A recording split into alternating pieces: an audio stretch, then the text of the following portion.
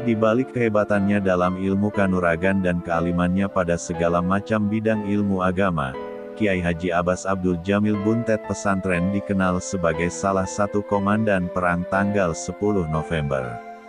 Keperwiraannya tak lagi diragukan oleh seluruh kalangan. Cerita tentang kesaktiannya pada peperangan tersebut masih sering dituturkan oleh masyarakat santri, sampai Panglima TNI. Sosok Kiai Abbas juga sangatlah moderat. Men-us. Begitulah keturunan Tionghoa itu biasa dipanggil oleh masyarakat Buntet.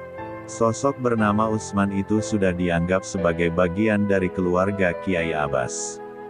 Sejak kecil, ia sudah dididik oleh Kiai Abbas layaknya anak sendiri. Ia juga dikirim ke pesantren di Jawa Timur untuk terus ngangsu kaweruh. Maka tak aneh bila Usman dewasa selepas pulang dari Jawa Timur langsung mengabdi sebagai guru madrasah. Ia dikenal sangat alim. Kecakapannya dalam berbagai ilmu agama itu terlihat dari kemampuannya menjawab pertanyaan Kiai Akyas, adik Kiai Abbas. Kiai Akyas dikenal sering mengetes kepintaran guru-guru madrasah dengan memberikan soal-soal yang cukup sulit untuk dijawab karena butuh kejelian dan pengalaman literasi yang mumpuni. Ketika guru-guru lain tak mampu menjawabnya, Men-us sendiri yang dapat membuat Kiai Akyas yang terkenal dengan ketegasannya itu mengakui kealiman Men-us. Keakrabannya Kiai Abbas dengan etnis Tionghoa itu diteladani oleh putrinya, Nyai Sukaenah. Tahun 1977, Nyai Sukaenah memiliki sebuah kendaraan angkutan.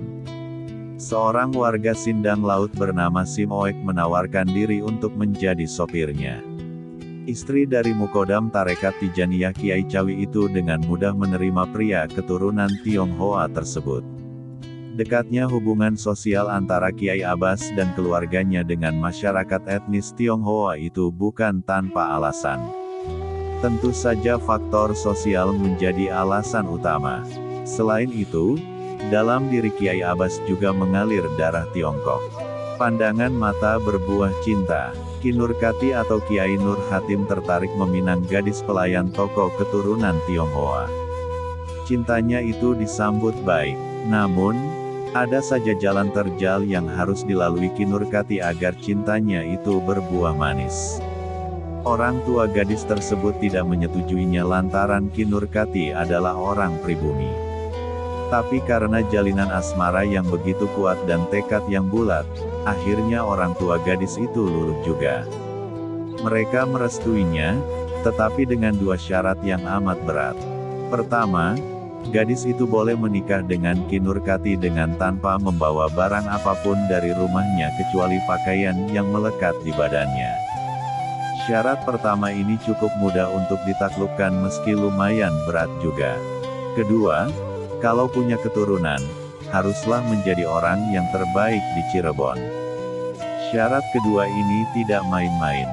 Ki Nurkati berpikir panjang dengan terus menjalani riyadhah puasa, istihoroh dan amalan sunnah lainnya. Siapa yang dapat mengetahui kalau nanti anaknya bakal jadi apa? Wong punya anak atau tidaknya juga tidak ada yang tahu kecuali Allah. Bersiap menanggung segala resikonya, akhirnya Kiai Nur Hatim menerima dua syarat tersebut. Menikahlah dua insan berbeda etnis itu. Pernikahan keduanya melahirkan putra terbaik Cirebon bernama Syatori.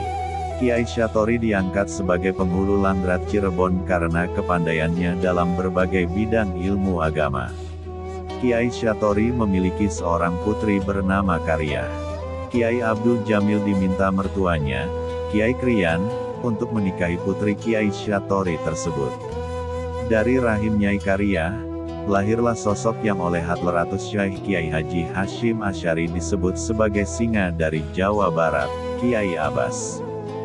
Peristiwa tanggal 10 November tahun 1945 yang diperingati sebagai Hari Pahlawan tidak lepas dari peran besar Komandan Perang Laskar Hizbullah Kiai Abbas Buntet, Cirebon. Kiai Abbas dipercaya Hadratus Syekh Kiai Haji Hashim Asy'ari untuk memimpin perang melawan Belanda dan tentara sekutu. Penunjukan Kiai Abbas bin Kiai Haji Abdul Jamil Buntet Cirebon ini tidak lain karena karomah yang dimilikinya meski usianya masih sangat muda. Kiai Abbas pun dijuluki Mbah Hashim dengan sebutan Singa Jawa Barat. Kedatangan Kiai Abbas Buntet ke Surabaya setelah pada tanggal 17 September tahun 1945 fatwa jihad telah ditandatangani oleh Hadratus Syekh Hasyim Asy'ari. Fatwa jihad itu kemudian dikukuhkan oleh rapat para kiai pada tanggal 21 sampai 22 Oktober tahun 1945 yang dikenal dengan Resolusi Jihad ketika Tentara Sekutu dan NICA mendarat di beberapa kota termasuk Surabaya.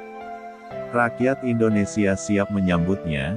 Proklamasi kemerdekaan telah membangkitkan semangat juang rakyat untuk melawan penjajah.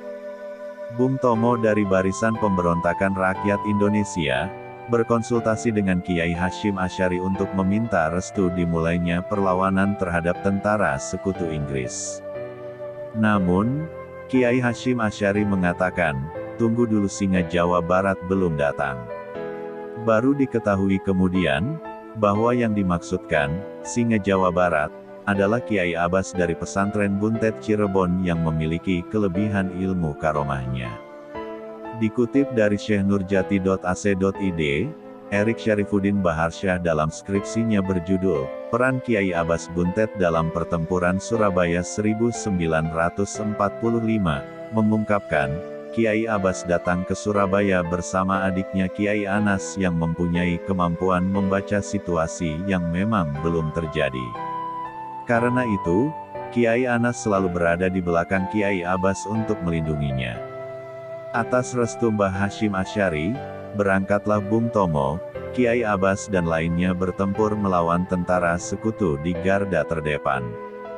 Kiai Abbas pada saat melakukan perlawanan terhadap tentara sekutu Inggris dan NICA di Surabaya, terjadi cara perlawanan yang sukar dilogikakan. Dengan kelebihan ilmu karomahnya, Kiai Abbas dapat meruntuhkan pesawat terbang tentara sekutu hanya dengan mengarahkan tongkatnya ke pesawat terbang. Diceritakan juga oleh salah satu santri dari daerah Rembang yang ikut berjuang pada pertempuran Surabaya, Kiai Abbas menggunakan sorbannya, dilepaskan dan dikibaskannya ke langit, ke arah pesawat tentara sekutu yang mengakibatkannya jatuh dan meledak. Di cerita yang lain beliau banyak menjatuhkan pesawat musuh hanya dengan biji tasbih yang dilemparkan ke arah pesawat-pesawat tempur. Hal tersebut sebagai komandan Hizbullah sudah barang tentu memberikan semangat perlawanan pada rakyat Indonesia yang sedang bertempur. Di tengah pertempuran ketika Kiai Abbas berhadapan dengan tentara sekutu yang dengan gencarnya menembaki, Kiai Abbas yang pada saat itu memakai alas kaki bakyak, beliau berdiri di depan halaman masjid, kemudian beliau membaca doa dengan menengadahkan kedua tangannya ke langit. Ketika sedang berdoa seketika alu-alu dan lesung dari rumah-rumah berhamburan menerjang tentara sekutu. Suaranya bergemuruh sehingga pihak musuh berhasil dipukul mundur. Cicit Kiai Abbas, Ayub Abdul Rahman menuturkan, peran Allah Subhanahu wa Ta'ala dalam hal itu sangat besar di luar logika manusia. Apabila dilogikakan, ilmuwan manapun juga tidak akan setuju biji tasbih atau batu kerikil dan jubah bisa jadi bom apabila dikaji secara mendalam. Ada kemungkinan lain, yaitu yang melakukan hal tersebut adalah khodam-khodamnya Kiai Abbas. Bisa saja khodam tersebut membawa bom tetapi terlihat oleh mata biasa seperti batu kerikil. Ini segala kemungkinannya masih menjadi misteri yang tidak bisa dipecahkan secara akal, katanya. Cucu salah satu pendiri pesantren Buntet Cirebon, Haj Uswatun Hasanah Mak menuturkan, Kiai Abbas datang ke Surabaya bersama Kiai Anas adiknya dan santri pilihannya, yaitu anaknya kiai-kiai termasuk Kiai Haji Busrol Karim dan beberapa kiai yang lain, seperti Kiai Abdul Wahid yang dianggap sebagai asisten pribadinya, kemudian Kiai Abdul Wahid yang membawa bakyak. Perjalanannya dengan menggunakan kereta dari Buntet kemudian turun di Rembang menemui Kiai Haji Bisri Mustafa. Setelah dari Rembang kemudian Kiai Abbas berangkat ke Tebu Ireng dan ke Surabaya. Beliau yang memimpin pertempuran, bahkan menjadi komandannya.